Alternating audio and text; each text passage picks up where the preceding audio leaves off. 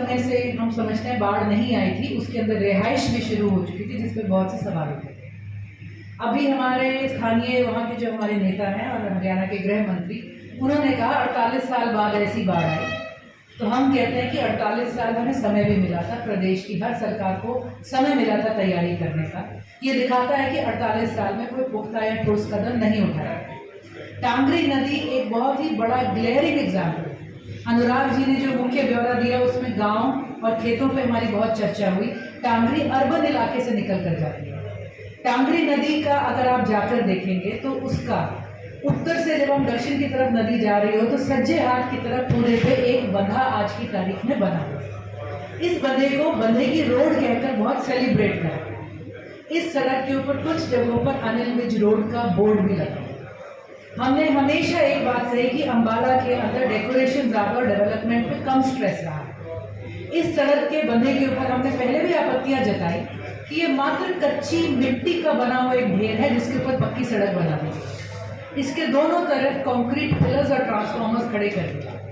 ये किसी भी सामान्य हालात में चल सकती थी, लेकिन जब कोई चैलेंज या जम के बरसात होगी तो वही हुआ जो अब की बार हुआ। बंधे के बहुत से पॉइंट से जहाँ पे ये आधी सड़क निकल गई, बंधे के बहुत से पॉइंट से जहाँ पर वो जो ट्रांसफार्मर वाले पिलर थे, क्योंकि नीचे से जमीन कच्ची थी, वहाँ पर भी इंक्रोचमेंट हो चुकी, वो घरों के ऊपर भी गिरे हैं। और ये तो एक तरफ की कहानी थी। ये बंधा फिर भी खड़ा रहा, और सिर्फ इसलिए कि बंधे से लेके नदी के बीच में बहुत ज़्यादा एक रिहायशी एरिया की बेल्ट आ गई है। उन पक्के मकानों ने, गलियों ने इस बंधे को बचा लिया। असली ट्रेजेडी अंबाला कैंट में दूसरी साइड हुई सड़क के, जिधर इंडस्ट्रियल एरिया है, तकरीबन 10 रिहायशी कॉलोनियाँ हैं और 5 के करीब गाँव हैं और स्कूल्स हैं। जो दूसरी साइड थी उस तरफ आज तक कोई, जिसे हम कह सके कि एक सॉलिड या कोई भी रिकग्नाइजेबल बंधे जैसी कोई बॉडी नहीं बनाई गई। उधर पानी खुल के चला। अंबाला की साइंस इंडस्ट्री जो देश में मैं कहूँगी नीश इंडस्ट्री है, जो हजारों करोड़ का एनुअल जीएसटी भर के देती है, जो कि एक डिक्लेयर्ड इंडस्ट्रियल एरिया है। सबसे ज्यादा डैमेज शायद अंबाला की साइंस इंडस्ट्री ने की है। डे 1 से लेके अब तक वहाँ का पानी अभी उतर ही रहा है। वहाँ रहने वाली कॉलोनियों के घर धस गए हैं, गरीबों की छतें नीचे आने को हैं, रिहायशी इलाके गांव में आज तक पानी है। तो हम यही कहेंगे कि जो ये 48 साल थे वेस्ट हुए।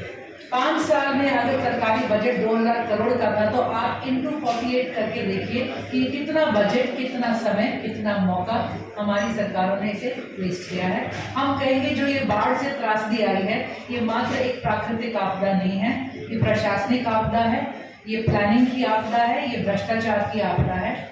और मनोहर लाल खट्टर जी ने भी स्टेटमेंट दी कि इस वक्त कोई भी आरोप करेगा तो वो एक ओछी राजनीति है। हम ये कहेंगे कि इस वक्त प्राकृतिक आपदा का नाम लेकर उसके पीछे छुपना भी हम कहेंगे राजनीतिक मौका परस्ती होगी। अपनी जवाबदेही से मौजूदा भाजपा सरकार और मनोहर लाल खट्टर जी बच नहीं सकते, उनकी जिम्मेवारी से वो बच नहीं सकते।